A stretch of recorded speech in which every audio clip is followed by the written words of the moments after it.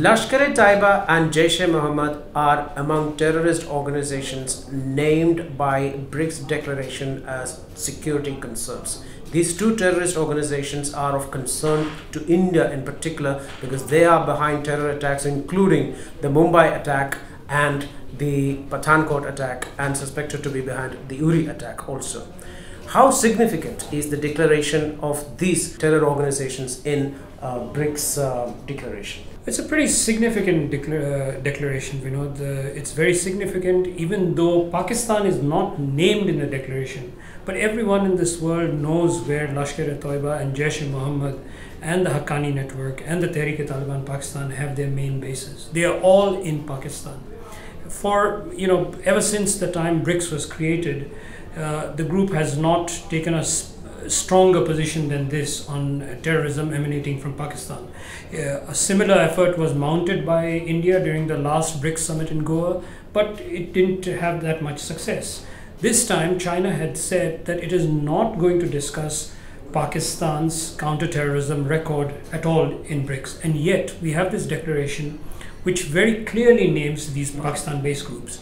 So in that sense, it is a very, very significant development for India. But on the ground, will anything change? These two organizations which are of particular interest to India, Jaish-e-Mohammed and Lashkar-e-Taiba, they have their leaders roaming freely in Pakistan. So is anything going to change because of this declaration? Well, you could take the very simplistic view and say that things are not going to change tomorrow.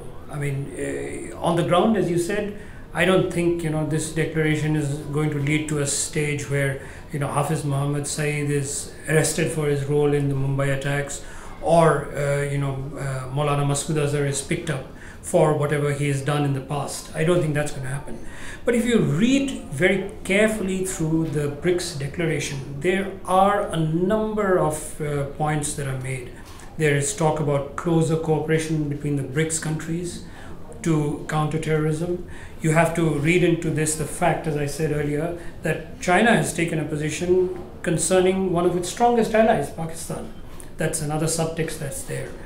There is also talk about stronger enforcement of global resolutions like the UN Resolution 1267 and also the use of global mechanisms such as the Financial Action Task Force to cut financing for terrorists. So I think it lays the groundwork for work that can be done by the BRICS countries to tackle terrorism. It's not going to happen overnight, but it's something that they can work for in the future. Let's take Jaish-e-Mohammed leadership, Maulana Masood Azhar.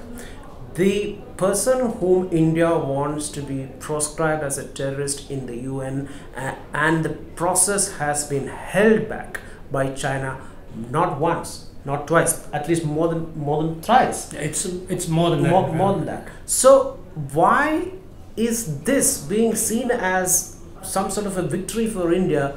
If at all, it is, I think, some brownie points for India. But will things change at BRICS level, or will things changing at BRICS level mean anything at what is going to happen in the UN next time India brings in the same issue? Well, let me put it, let me throw that back to you in another way. Now, China, which is a key member of BRICS, has signed off on this declaration, which says that Jaish-e-Mohammed is a group of concern, that is, a concern as far as terrorism and violence is concerned. Is it going to be as easy for China not to sign off on an Indian resolution next time? I mean, then people are going to ask China this question. If you think that Jaish-e-Mohammed is a concern, why aren't you sanctioning its leader, Maulana Masood Azhar? Also, I think India has played it very cleverly this time. There are two groups that have been named in the BRICS declaration which are of concern to China: the East Turkestan Islamic Movement and the Islamic Movement of Uzbekistan. Both of whom have bases in Pakistan. Both of them have, had their cadres trained in Pakistan in the past. Yeah. And there was, in fact, a time before the Beijing Olympics when there was a lot of buzz that the ETIM could go and, carry out an attack. And in fact, then at that time, there were reports that China put a lot of pressure on Pakistan to crack down on ETIM cadres who were in Pakistani soil. The News is tightening around terrorists who are based in Pakistan in various international fora, which is actually giving India more and more of a prominence in its fight against terrorism. But the protective arm of China around Pakistan continues to block a lot of these initiatives that India is bringing forward. Will the protective arm of China over Pakistan will eventually become detrimental to Beijing's own interests? This is something that we will wait and watch. Thanks for watching.